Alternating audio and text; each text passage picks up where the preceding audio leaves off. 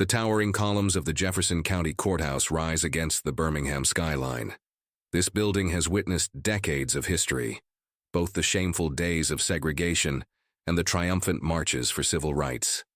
But today, in 2025, the battle for justice continues in ways both old and new. Maya Johnson walks up the courthouse steps, her dark suit crisp, her leather briefcase worn from years of service. At 42, she carries herself with the confidence of someone who knows the law inside and out. Her hair is pulled back in a neat bun, her expression focused, yet guarded. Inside her chest, Maya's heart pounds, but her face betrays nothing.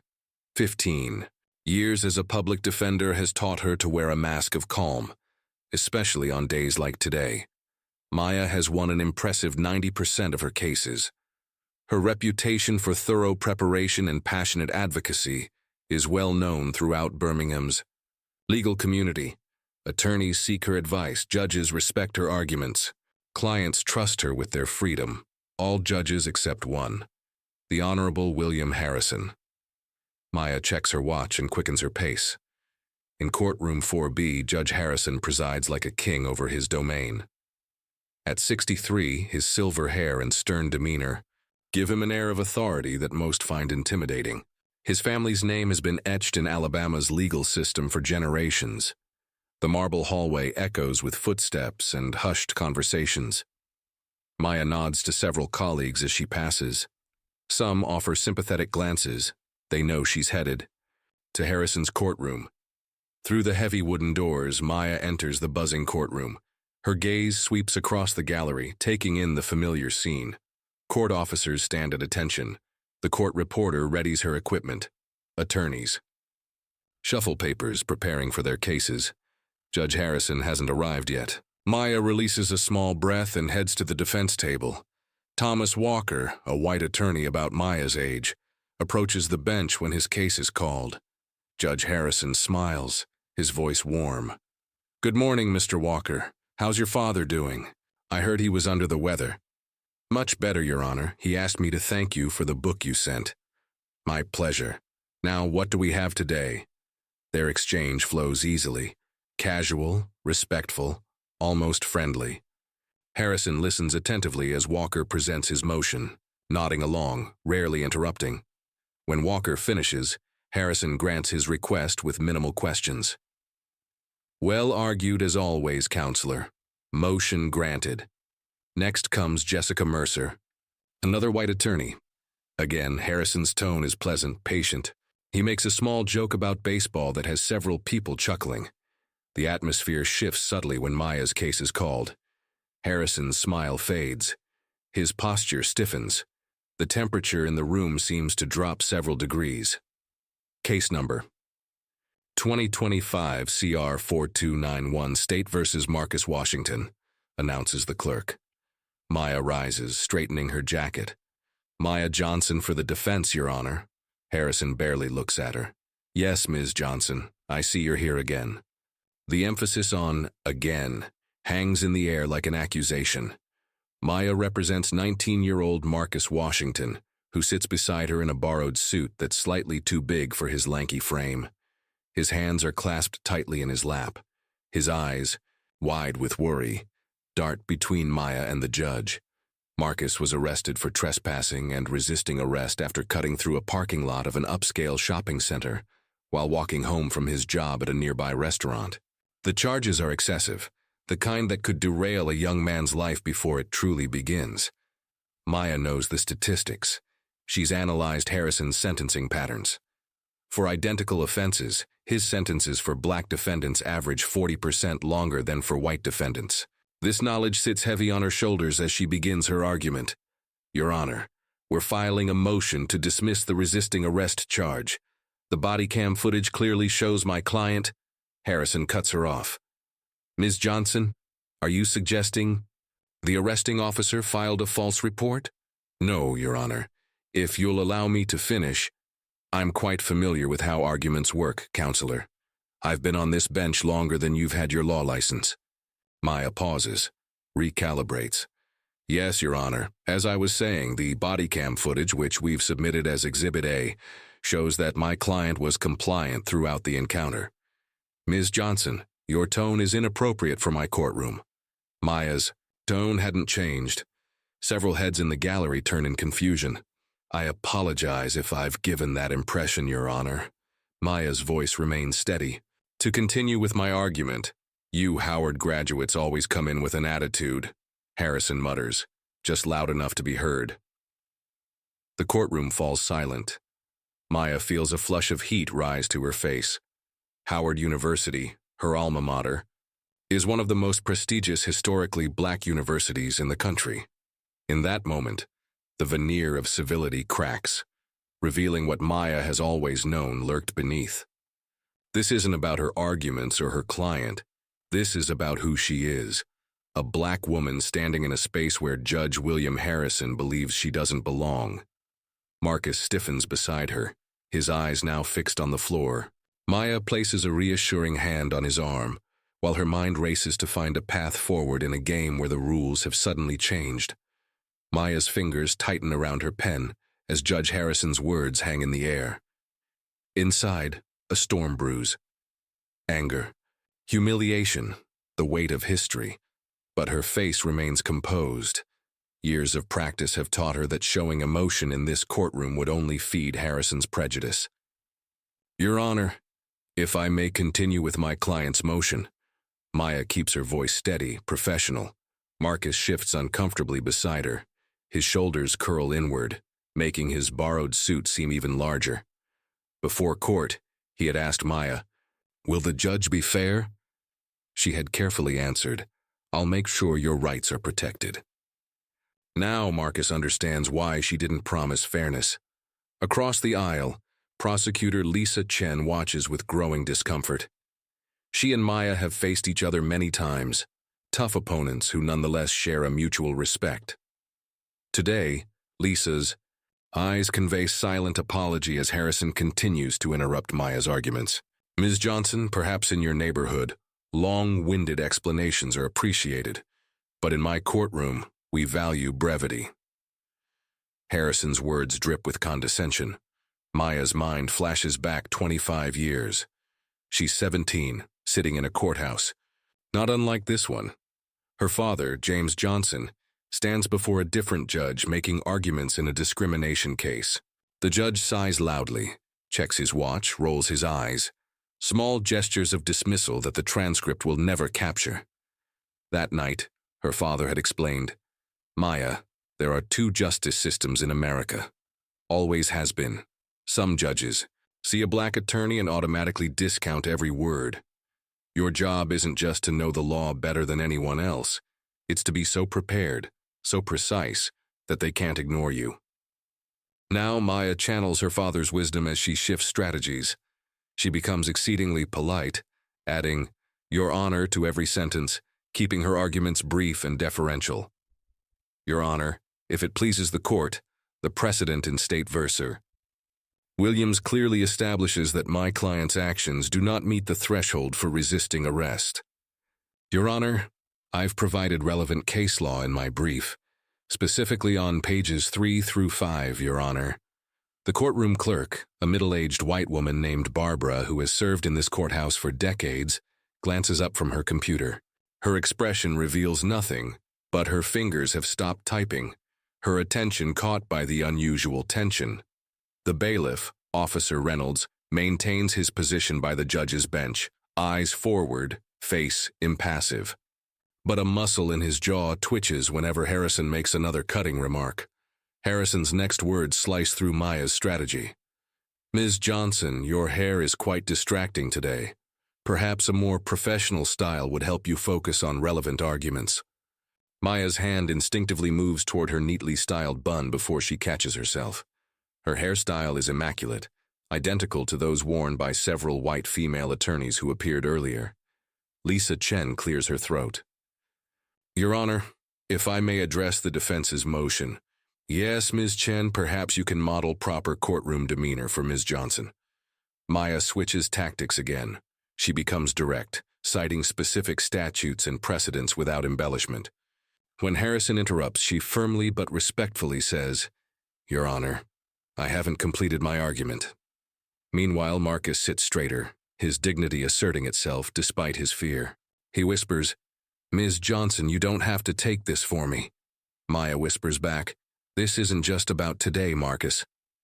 During a brief recess, Maya retreats to a quiet corner of the hallway, opens her laptop, and pulls up the spreadsheet she's been building for months. The data is clear. In cases involving minor offenses like Marcus's, white defendants under Harrison receive probation 70% of the time. Black defendants receive jail time 65% of the time. The numbers tell a story that individual cases cannot. When court resumes, Maya tries her final approach. Pure, dispassionate legal argument. No personality, no style, just the law presented as if by a machine rather than a human with brown skin. Harrison seems almost disappointed by this approach. Without Maya's reactions to feed on, he grows increasingly agitated, his comments more blatant. "Ms. Johnson, your client claims he forgot he wasn't supposed to cut through private property. Convenient memory problems seem common with defendants you represent." Lisa Chen stands. "Your Honor, the prosecution acknowledges that the no trespassing sign was partially obscured by shrubbery, as shown in the photographs submitted by both sides." Harrison waves her off. "Ms. Chen, your sympathy is noted but unnecessary. Ms. Johnson and her client are clearly looking for special treatment. Some people always want handouts rather than following the rules like everyone else." The courtroom falls silent. Even those used to Harrison's behavior seem shocked by this naked prejudice. Maya feels a calm clarity descend. This moment transcends her career, her case, even Marcus. It connects to her father's struggles, to every black attorney who came before her, to every client who faced a biased system. With steady hands, Maya removes a document from her briefcase. "Your Honor, before you rule on this motion, I feel obligated to address a matter of judicial integrity." Harrison's eyes narrow. "Careful, counselor. In preparation for this case, I reviewed sentencing data from this court for the past 5 years. Maya's voice is clear, strong. When controlling for identical offenses and criminal histories, defendants of color in your courtroom receive sentences averaging 40% longer than white defendants. In trespassing cases specifically, the disparity rises to 67%. Maya places the document on the defense table. "I've prepared this analysis for the court record and for review by the Judicial Ethics Committee, as these statistics suggest a pattern that may undermine public confidence in the impartiality of these proceedings." Harrison's face flushes red. The courtroom holds its collective breath. "Ms. Johnson," he says, voice trembling with rage, "you are walking a very dangerous line." Maya meets his gaze. "I'm simply following the evidence, Your Honor. As officers of the court, aren't we all sworn to do just that?" Judge Harrison's gavel crashes down with such force that it echoes throughout the courtroom like a gunshot. "Ms. Johnson, you are in contempt of court." His voice booms, face twisted with fury. "How dare you suggest that I, with 30 years on the bench, would allow race to influence my judgments?" The courtroom falls into stunned silence. Marcus looks at Maya with wide, frightened eyes. She gives him a small, reassuring nod before turning back to face the judge. Instead of apologizing or backing down, Maya stands taller. The weight of generations seems to straighten her spine. "Your Honor, I've presented only verifiable data," she says, her voice steady and clear. "The numbers speak for themselves. In your courtroom, black defendants consistently receive harsher sentences than white defendants for identical crimes with identical backgrounds." Harrison's knuckles turn white as he grips the edge of the bench. "This is not about data, counselor. This is about respect for this court and the rule of law. With all due respect, Your Honor, equal application of the law is the foundation of justice." Maya holds up her document. These statistics show a clear pattern that undermines that foundation. Lisa Chen rises slowly from her seat.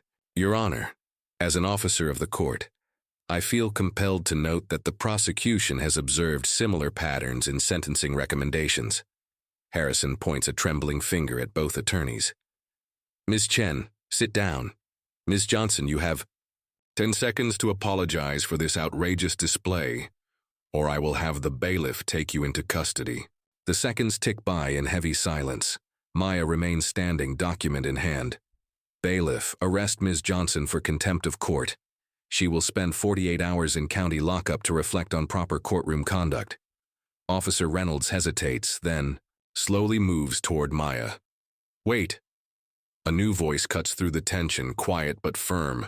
It belongs to Denise Wilson, the court reporter. For 20 years, she has silently recorded every word spoken in this courtroom.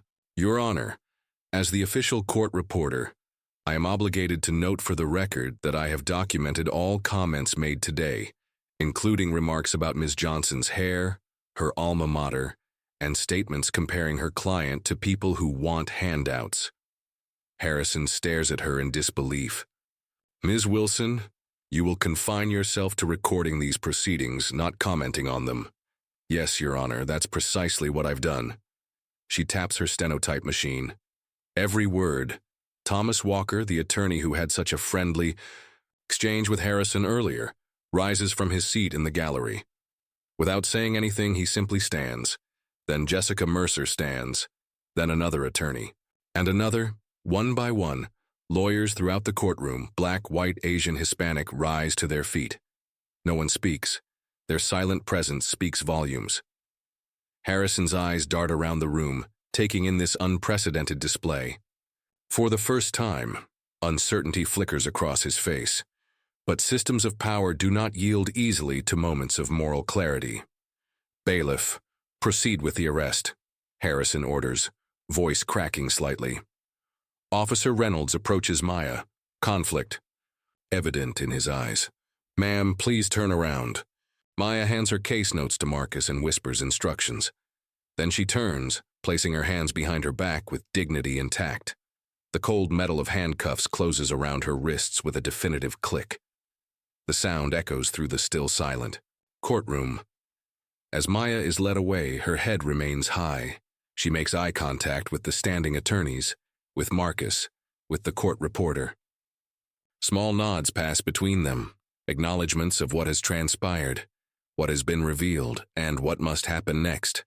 At the doorway, Maya pauses and looks back at the courtroom, at Harrison, whose authority suddenly seems brittle rather than strong. Their eyes meet across the distance. In that moment, they both know something has broken, but they also know that breaking is not the same as changing. Maya is led through the door, into the hallway, and toward the holding cells. The heavy door closes behind her with a thud of finality. The holding cell is cold and bare. Concrete. Walls. A metal bench. A small window set high with bars cutting across the late afternoon sunlight. Maya sits alone, her suit jacket draped over her knees, her hands finally free of handcuffs but still bearing their phantom pressure. Time moves differently here. Each minute stretches like an hour as Maya replays the morning's events. She thinks of Marcus, hoping Lisa Chen helped him understand what happened. She thinks of her father, wondering if he faced moments like this during his career. Was it worth it? The question hangs in the silence. Her thoughts are interrupted by the sound of keys jangling. A female corrections officer appears. Johnson? You've got visitors, your supervisor, and some attorneys. In a small conference room, Maya is surprised to find not just her public defender office director, but Thomas Walker and Jessica Mercer, the attorneys who stood for her in court. It's already everywhere, her director explains, sliding a phone across the table. On the screen, a local news headline reads, "Public Defender Arrested After Challenging Judge's Racial Bias." Below is Maya's professional headshot from the public defender's website. The court reporter sent the full transcript to the Bar Association. Walker says, "I've never seen anything like what Harrison did today." "We've all known about Harrison," Mercer adds quietly, "but no one had the courage to do what you did." Maya learns that the courthouse has been buzzing with the news. Attorneys who witnessed the scene have been speaking out. The transcript has been shared with the State Judicial Ethics Committee. Several civil rights organizations have already issued statements. "Judge Patel has agreed to hear your contempt case immediately," her director says. She's waiting for us now." 2 hours later, Maya stands before Judge Amara Patel, a respected jurist known for her fairness. Having reviewed the full transcript of this morning's proceedings, Judge Patel says, "I am dismissing the contempt charge against Ms. Johnson. The record shows she acted within ethical boundaries while advocating for her client and addressing apparent disparities in judicial outcomes." Judge Patel leans forward. "The independence of our judiciary depends on its integrity. Ms. Johnson, while your approach was bold, your concerns appear substantiated by the data. The Ethics Committee will address the broader issues raised." Outside the courthouse, dusk paints the sky in deep purple and orange. Maya descends the same steps she climbed that morning, still the same person, yet somehow fundamentally changed. Her phone buzzes with a text from Lisa Chen. Marcus's case reassigned to Judge Watkins. Hearing Tuesday. He's been released on nice own recognizance. 3 weeks later, Maya stands before Judge Watkins. Marcus beside her, now wearing a suit that fits properly, a gift from a community fund established after his story made the news. Based on the evidence presented, including the obscured signage and Mr. Washington's immediate compliance with officers once the situation was explained to him, this court dismisses all charges. Marcus turns to Maya, eyes bright with tears, and, "Leaf, thank you for not giving up. You stood strong too," she tells him. "Remember that." Outside, they part ways, Marcus heading to his job, Maya to her next case. The wheels of justice continue turning, still imperfect, still grinding slowly, but perhaps with slightly more attention to their balance. The news arrives a month later. The Judicial Ethics Committee has opened a formal investigation into Judge Harrison's conduct, examining 5 years of his sentencing records. Harrison has taken a leave of absence pending the results. It's a victory, but Maya knows better than to mistake it for transformation. Systems bend slowly.